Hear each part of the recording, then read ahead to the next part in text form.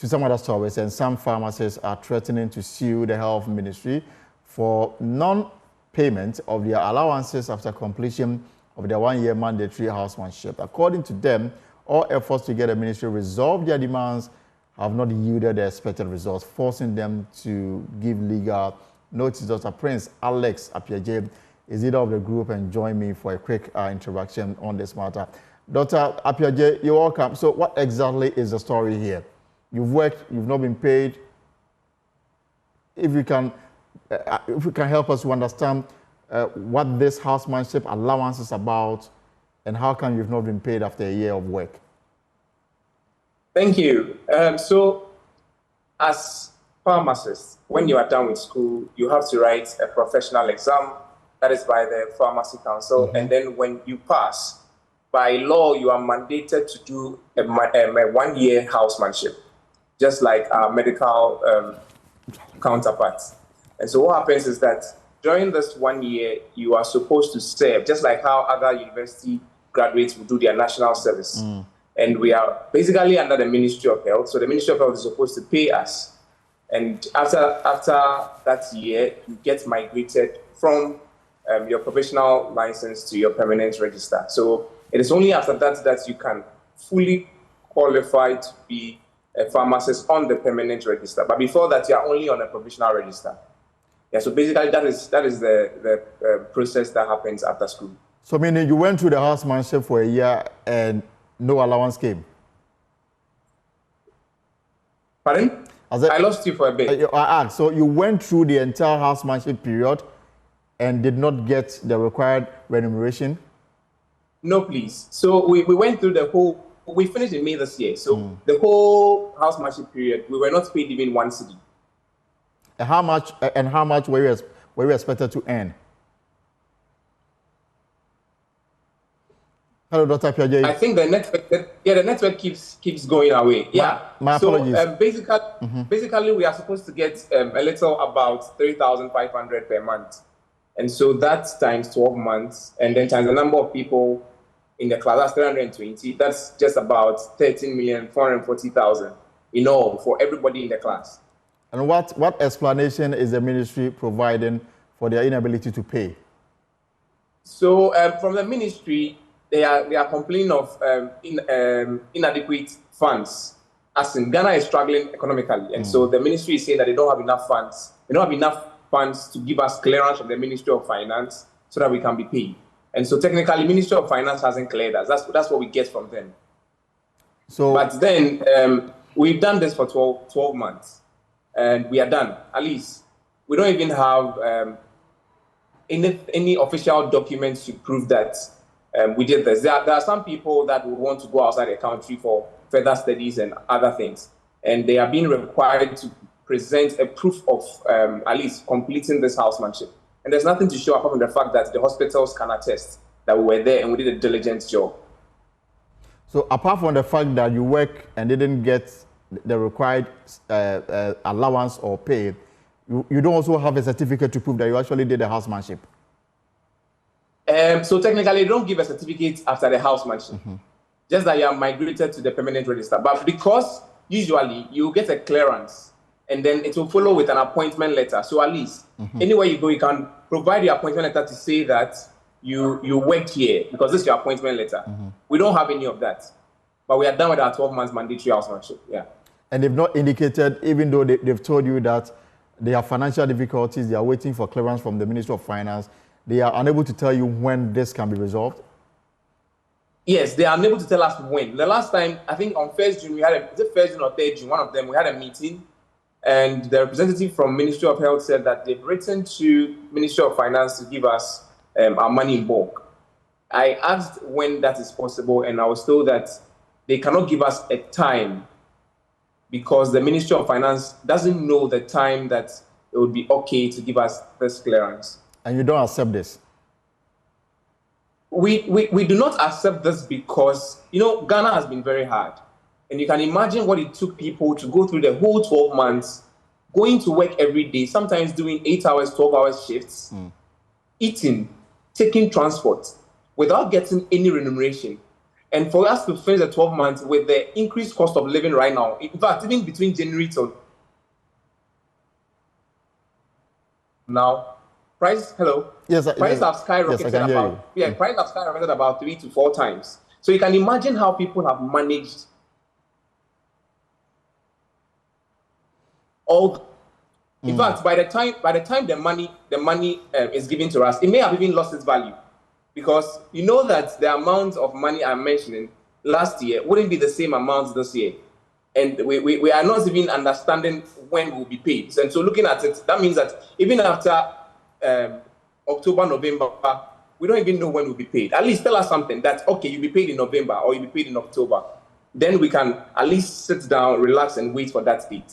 But we've not heard anything yet. We've not been given any timelines. All we've been told is to wait, and that the Ministry of Finance will give us the go-ahead so that we can be paid. So what action are you taking to get your money back? So as it stands now, our lawyers have advised that we write again. We first wrote to the Ministry of Health, and we are writing again to the Ministry of Health and then to the Attorney General that in 30 days, if we don't get a reasonable response, we would have to seek redress in a competent court of jurisdiction. Meaning to sue, to go to the legal process to get your money? Yes, please. All right. Dr. Piaget, thank you so much. We'll follow this story, and then we'll hear from the relevant ministry. Let's stay a little longer in the health sector, because Chief Executive Officer of the Kolebu Teaching Hospital, Dr. Opoku Wari Ampoma, has disclosed that the hospital is now expecting a total of 60 new dialysis machines to augment their services. He has therefore apologized to patients for the inconvenience caused by the recent shutdown of his dialysis unit. He spoke in an interview with my colleague Evans Mensah. We are still owed some outstanding supply of dialysis machines and other equipment, and so they've given a firm assurance that they are going to bring in another 30 machines.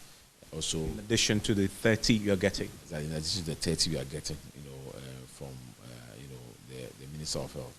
Just that these ones are still, the particular by the closed system. So, but at least it's still an additional capacity that we are going to have. So with that we can rehabilitate our old dialysis unit. Because the original dialysis unit was on the second floor of the medical block, or the first floor of the medical block. That was the original dialysis unit, and because of most of the machines they had gone into disrepair, so that place is closed. So with these machines coming, we can immediately also reopen that unit so that we can have more options in terms of dialysis services. So you're going to open an additional unit? Yes. No, I mean, this was the original unit, okay? And then the dialysis cabinet, what we are using now, was an addition. So this was, the dialysis cabinet we opened it about, I think, 2.5 years ago. So that's what it's in use now. So when you say you've reopened, that's what you've reopened. That's what we reopened. So that's what we. The original place is not functional as because the machines there were not working. And of course because of the control arrangement, because we're entitled to get some servicing, some these machines that we are talking about were supposed to have been supplied, from 2017. But they were not supplied, and since I inherited this as the CEO. We've been engaged in a lot of back and forth trying to make sure that these machines are released to us. But unfortunately, we're not making any headway. But thankfully, we've had a breakthrough now. And so those machines are going to come on board with other equipment, dialysis chairs and tables and reverse osmosis machines and things like that, which are ancillary equipment that make the dialysis service more efficient. And so we believe that with this breakthrough and with the good news from the Ministry of Health, I think that we don't want to revisit this issue, so we want to get a permanent solution. But I'm also happy to announce that sometimes there's a saying that when life gives you lemons, you make lemonade. So there's a silver lining in all this, in the sense that all this dialysis that we are talking about is one form of dialysis, which is called hemodialysis, where your blood, your veins, are connected to the machine. The machine filters the blood. But then there's another form of dialysis called peritoneal dialysis, okay, which is popular in America and other places, okay, where you have a fluid, okay, and a special type of fluid. And so that fluid is introduced, so a catheter is inserted in the person's abdominal wall. So this catheter is regulated by the person. So the person introduces the fluid, into the abdominal cavity. And so the intestines are very vascular. You know, they got a lot of blood. So the exchange, the fluid, an exchange happens. So the toxins are passed into the fluid that you would, you release into the abdomen. And then after a while, they open the valve and then the fluid is drained out. And they can go about their normal duty. So also, patients are taught how to do this. So when they're given a supply of fluids, what they do is that before they go out, they just, instead they get the fluid in there, wait maybe an hour or so, 30 minutes or an hour, and then they drain the fluid out, and then they just clear their system of, the waste products, and then they can go about their normal duties. Okay, so but the reason why we're not able to provide this service was that we didn't have access to those that type of fluid in Ghana, and because the fluid is heavy, how much, what quantity can you ship, and the cost of shipping, so the price would be very unreasonable. So we're looking at the option of getting a local manufacturer, and thankfully Atlantic Life Sciences, who are a pharmaceutical company, on the road to Ada, so they came on board and have started producing the fluid, So now that they're producing the fluid, they are teaming up with some of our renowned physicians and a team from the US to start, a trial in terms of on the local to see how this will work. So once they've done that and done the validation and so on, look at the sort of challenges, how we can address those challenges, we will be able to roll out, what we call peritoneal dialysis, because that now becomes another viable option, because in the end it also works out cheaper than the hemodialysis. So this won't require the patients to sit for 4 hours. Exactly. This will require the patients, and they can do it in the comfort of their own homes. So you can actually do the dialysis in your home. Yes, exactly. So you are giving your supply of the fluid. So you have to know the quantity. So you insert the quantity introduce the quantity to the catheter into the abdominal cavity. You wait for the exchange to happen, and then you drain it out, and then you are good to go.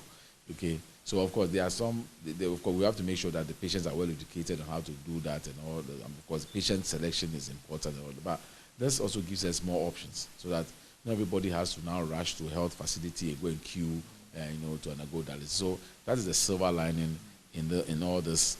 When is the timeline for this rollout? They've already started production, so they're going to now start because they're now going through before you can do some of these things, you have to get ethical approval. So they're going, because before you can't just go and run an experiment on human beings without, so they are going through the ethical approval processes, FDA, and the institutional review boards and things like that to get the approval. So once they do the trial and they come out and the results are validated, then we can start rolling this out.